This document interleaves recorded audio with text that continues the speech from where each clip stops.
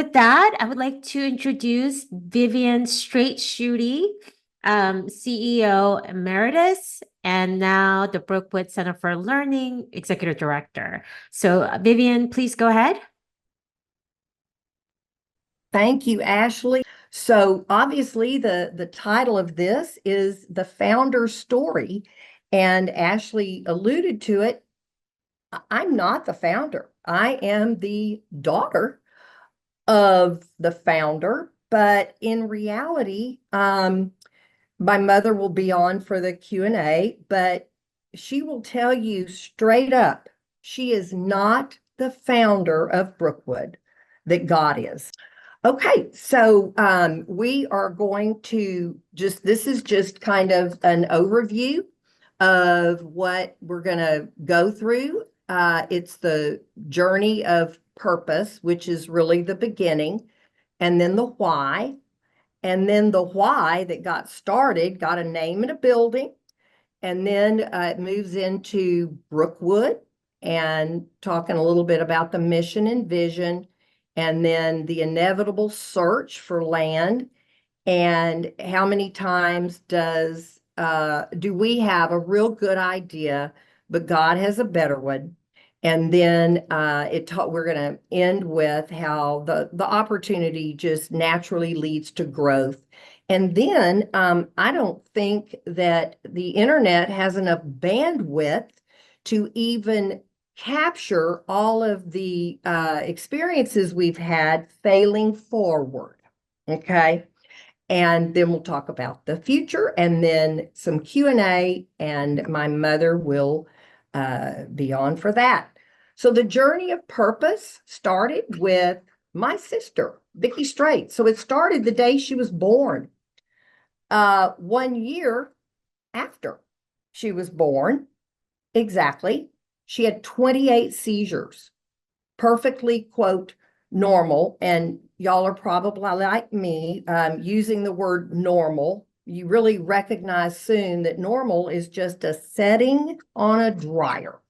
But she was born without any brain damage.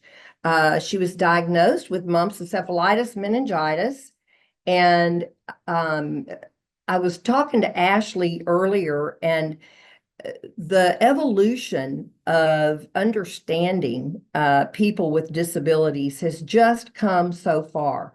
But I really want to take each of you back 68 years ago. And anybody that is in that age range knows people with disabilities weren't at the cafeteria. They certainly were not in school. And it was this mystery. And so as they did back then, they told my parents that developmentally, she will remain pre-birth.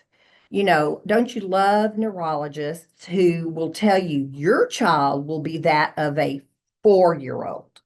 Well, I don't know how they know that, but they told my parents pre-birth, and obviously told them to put her away, secret her away, or she will ruin your family. So just that reminder of the additional battle of a huge stigma that God had when he worked through my mother. So the why. So why did all this start? Well, I hear my mother so often say, Vicki got sick in an instant. She can get well in an instant. And so with that being her a guiding thought, she sought out any place that believed that there was any hope for people like Vicki. And she found Dr. Kephart at Purdue University, and she also went to UCLA. And their theory was through motor development, you can reignite parts of the brain, let's say.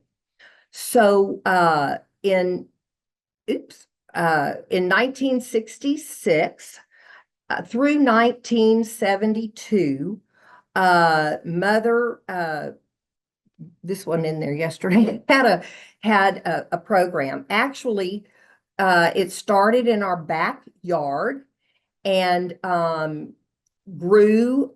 I think there were about 6 people that did not institutionalize their loved one. They were crazy like my mother. And so mother welcomed them to our backyard, shared some of the information that she got from traveling. And after about 4 years, no, so then they outgrew the space in our backyard, and she went on the journey to find any church that would have a classroom where these misfits could be. And the churches that opened their doors never really lasted long because the congregation would become scared or nervous. What are these people going to do? So then the journey would go, and she would then find another church. So she did that for 4 years, and that they outgrew that. And mother, during Q&A, be sure you tell the story of Tracy, who was on the roof of one of those churches that you were in. And we wonder why the congregation might be worried. When you hear a few of the stories, then you'll see. So then this program got a name and a building. And that money was definitely from God. And the a member of the Fondren Foundation, which is a foundation here, said, Yvonne, you need to build a building and you need to have an official school. And way back, $100,000 went a long way. And without asking, I was given $100,000. And I love sharing this. When mother would come home and something would have happened or, whatever. And my dad always used to say, Yvonne, you never should have taken that money, because that was really the beginning. So in 1973, that backyard program became the Briarwood School. Again, reviewing, it started with 6 students in the backyard. Briarwood now has an enrollment of 335 and has had it's been always at capacity, grades K through 12. And through the evolution of Briarwood, our public school system, at least in Houston, did a little better job of serving those with IDD. But the ones that were really falling through the crack were those that, at the time she started Briarwood, the word learning disabled or learning, having learning differences never existed. But the techniques that were used to serve those with IDD, which in reality was multisensory learning, again, a term not used back then, but that same philosophy was working with these students that were average to above average intelligence, but did not learn in the conventional classroom setting. So those with learning disabilities went to college.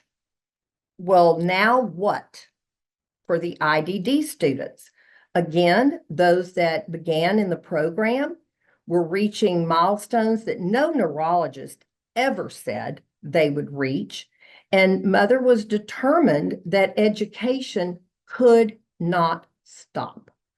And so once again, she had to find something that she could come back and build.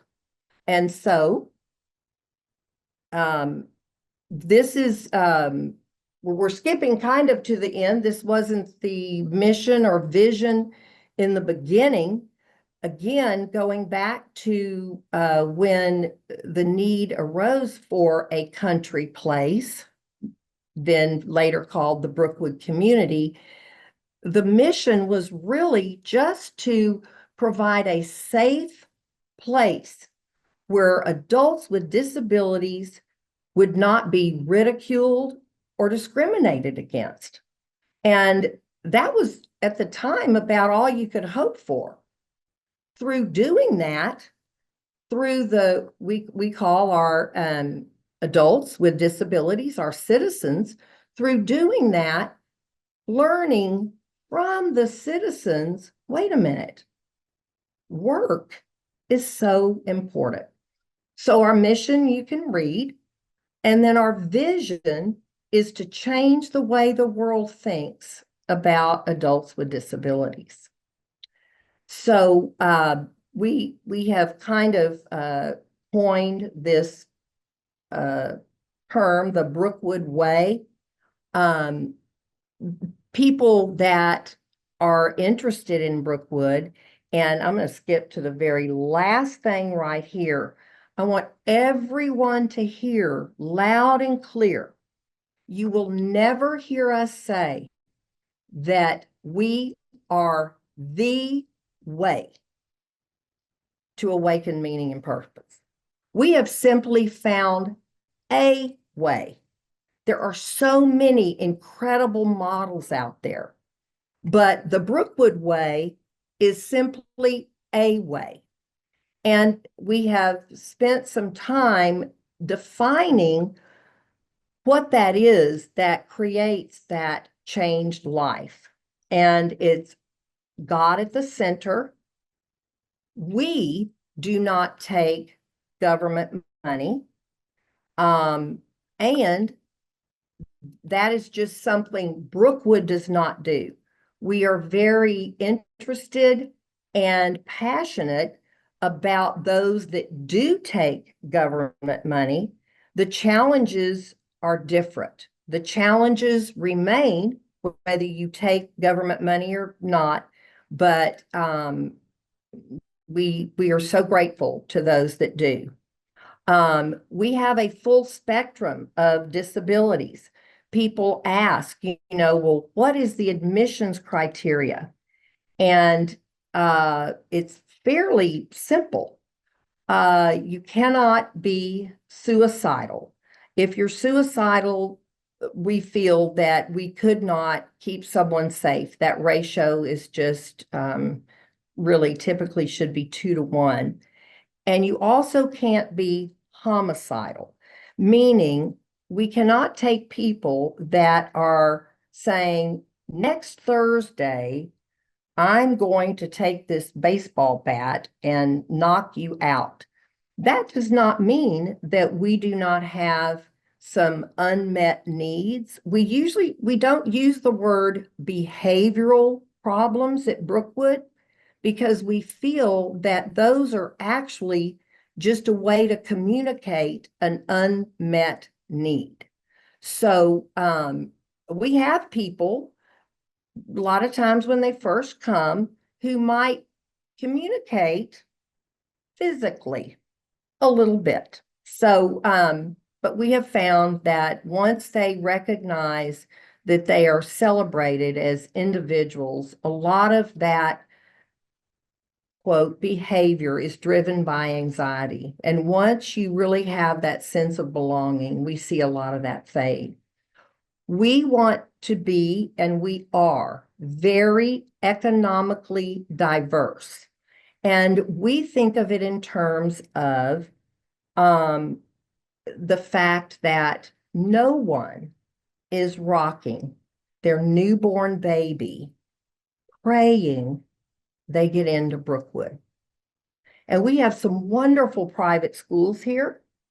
And if you have money, your child, I guess you have to have money and pass the tests, but you can attend.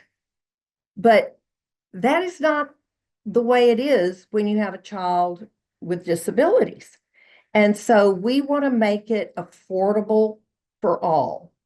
We have been blessed, and this was probably one of the wisest things that my mother did.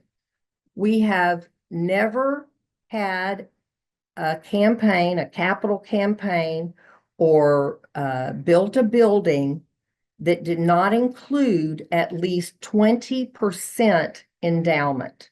And originally, we were thinking that it would mainly be, do you hear how I say we? Now, keep in mind, I'm probably at UT when my mother's thinking this. So pardon me, mother, for saying we. But they were thinking that it would probably be for maintenance.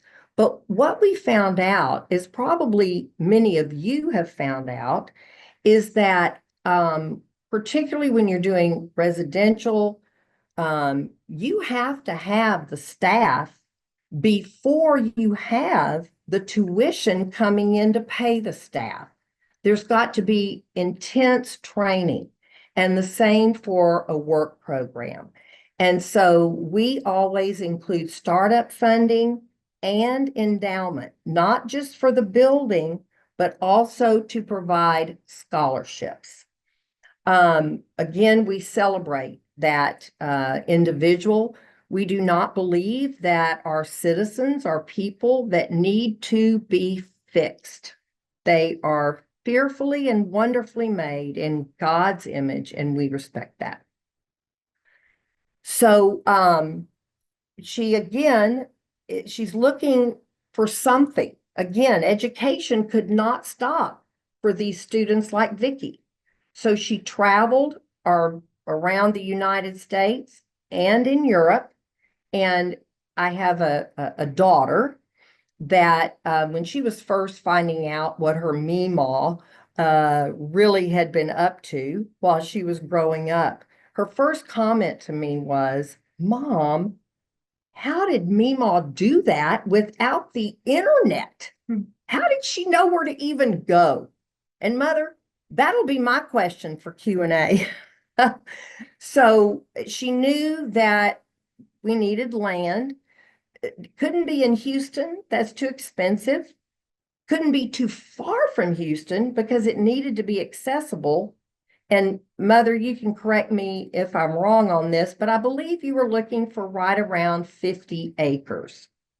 So this is where a good idea or a God idea comes in. She found land in Brookshire, Texas, just west of Houston, but it was 475 acres. The owner would not subdivide. The good idea was needing 50 acres. The God idea was you're going to need 485. And so with that, they borrowed money for the first time in the history of Briarwood. Brookwood wasn't really in existence yet. And the land had one farmhouse on it. And she is quick to tell you that everything you see today used to be in that farmhouse. So I want to go back, as many of you have had to learn. I believe it's what Winston Churchill said: never, ever, ever give up. But boy, can it be tempting. So the money was borrowed. And if you're very familiar with Houston's economy, it really solely rests in oil. And the oil bust happened right when they had borrowed money for the land. That's just a side there. So in 1983, the day program begins. I have to tell a little story. Not recognizing totally the power of work, but recognizing they needed something to do and something that was productive. So my mother would go to our neighbors in Houston and get them to cut their Asian jasmine. They had to put it in a garbage sack and leave the cuttings at her front door. Now, you were expected to do this if you lived on our street. and had Asian jasmine. So then the citizens would take those cuttings and would plant them, okay?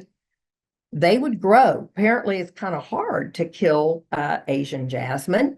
So then they would grow. And then, as a neighbor of Yvonne Streit, you were required to buy your Asian jasmine back. Great business model, right? So then you can see from 1985, as many of you have experienced as well, or are getting ready to experience, residential is such a critical component going back to what happens when we're not here. So then between 1986 and 1994, the program grew, developed more enterprises other than horticulture. I will say that, I think I say it in failing forward, but it's the lesson learned that when you have teachers that have majored in special ed and you're expecting them to run the horticulture department, and they don't know much more than our citizens, you kill about 97% of the plants. And over and over and over until one day, aha, maybe we should have a horticulturist. You feel like that's a waste of money, but it is the best investment to get a content expert, hopefully to volunteer. But when you have a horticulture division as big as ours was, it was kind of impossible. So anyway, horticulture still is our largest enterprise, but during this time, they developed ceramics, stone casting, silk screen, some other things. The demand continues to grow. And for the organizations that we are mentoring, you can't get very far in the mentoring process at all before you have drilled into your head program, program, program. We see so many organizations that feel they need a big strategic plan, and we need to buy land, and we need to build a house, etc. You can start in your garage and do something, whether Okay, Vivian, it's let me am I off? pause for a second. We only have 15 minutes left before Q&A. So just wanted to Got give it. you that notice. Thank you, Ashley. So y'all can read. We then needed to build the retail store, the worship center. You can see a picture. Our health center, that was a shock, recognizing that people would age. We expanded the crafts building. And in 1998, we had 8 homes, a total of 113 residential citizens. Between 2008 and 2013, we had over 150 individuals and organizations that would visit to learn about Brookwood. And our senior leadership would simply take the call. They would tell us when they were coming. We would take a day, give them a tour, answer all their questions. That soon became quite practically a full-time job. So in 2013, we officially launched our Center for Learning, where then when people would call, instead of saying, sure, come a week from Thursday, we would say, can you come September 18th? And so we began hosting the Brookwood Way conferences from people that were simply interested. In 2011, I had been mentoring Erin Kiltz from Big in Georgetown, and that was a ride. Still is, let me say that. But in 2011 was the official launching of Brookwood in Georgetown, and I am very proud of what God and Erin have done there. So again, in 2013 is when we officially launched really our outreach commitment, and also learning from others. It's just so critical. My mother, I guess, God and Jana wrote Everyone's Got a Seed to Sow. It is the Brookwood story.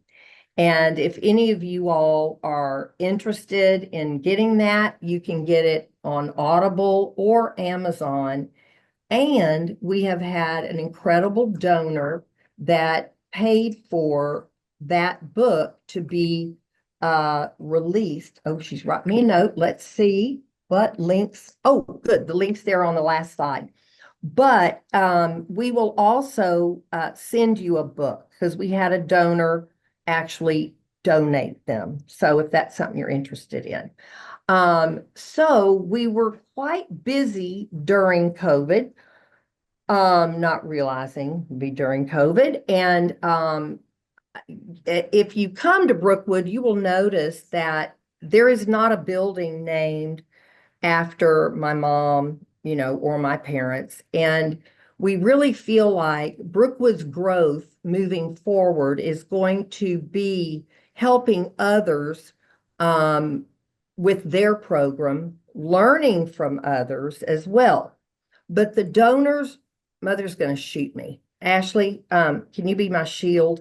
So the donors really, there is no building here named the Streit Building. And they just said, look, this is the last big building that, we're going to build. And it really needs to be in honor of your mom and dad. And so somehow Mother and I were at a funeral of one of her very good friends. And her friend had died of cancer. It wasn't a good death. And the children had an open casket for her. And it was not appealing. And Mother said, oh, Vivian, oh, that's just whatever. And I looked at her and I said, so Mother, you're telling me you don't want an open casket? No, I do not. So this is how we got the building named. I gave her the choice, an open casket or a building named after her. So anyway, we also have, during that time, added 2 more homes. We have plans now for an outdoor recreation park. Staff housing is in demand here. And we feel it's very important to our model. And last week, it says 2024, but if I can be very frank, last week, we welcomed our new CEO, Greg Hubert, and he comes from he's a pastor, comes from a long background in corporate America in sales, and then has been at Johnny and Friends the last 5 years, has 3 boys with autism. My passion is to learn from others and also share through failing forward. Everything we know, if it's worth knowing, came from doing the opposite. And so it's like, I really want people to learn from our mistakes. And so I will be focused pretty soon, full-time, on doing that. Failing forward, these are just a few of the things that y'all probably would never do, but we did.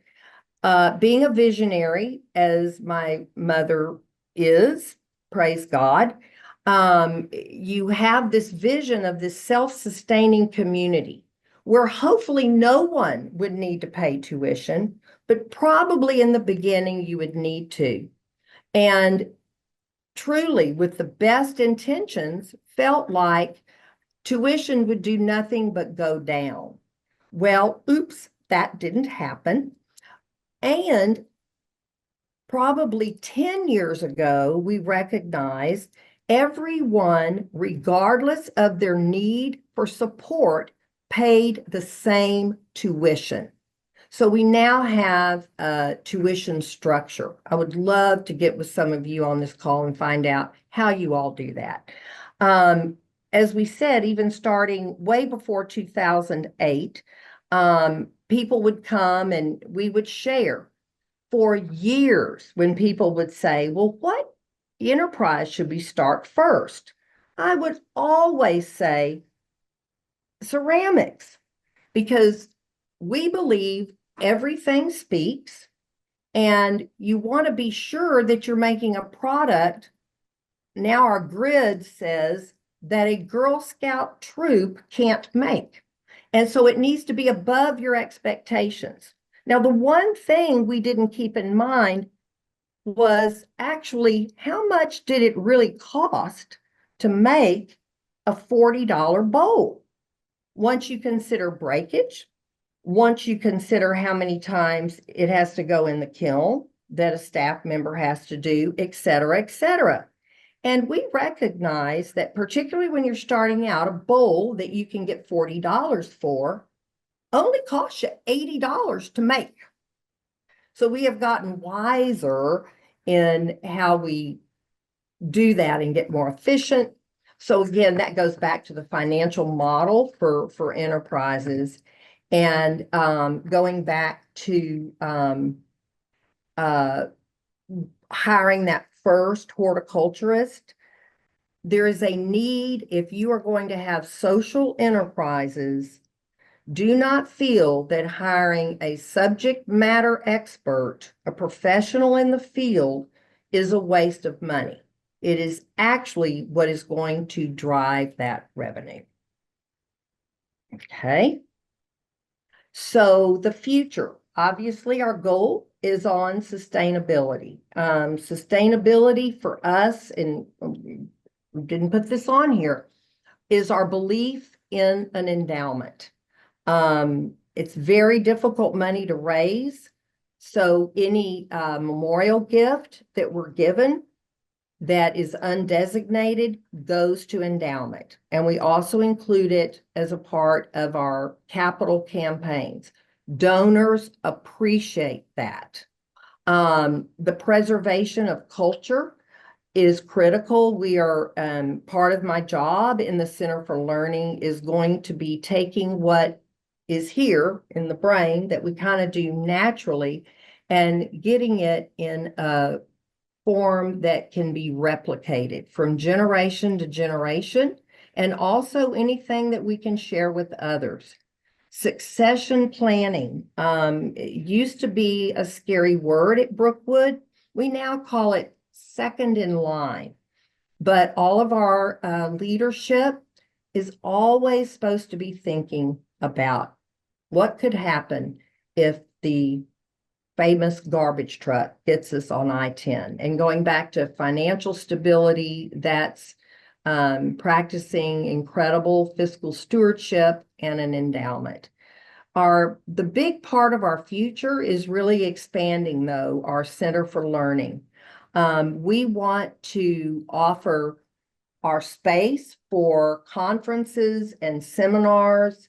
Brookwood will host some, but in June, we will be hosting the two head people from University of North Carolina that do and teach the TEACH program, which is visually cued instruction.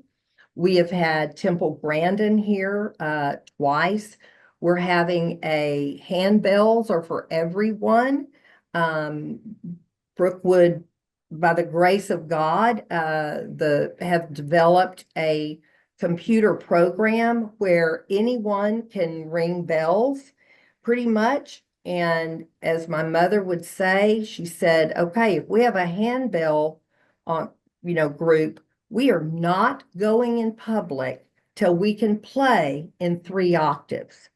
Because what would people think? Vision changed the way the world thinks. If we go out there and ring a dingy dingy, well, that's what people would think for adults with disabilities. Again, has to be above your expectation. And, letting others learn from our mistakes, and then getting together with other like-minded people and continue to develop best practices.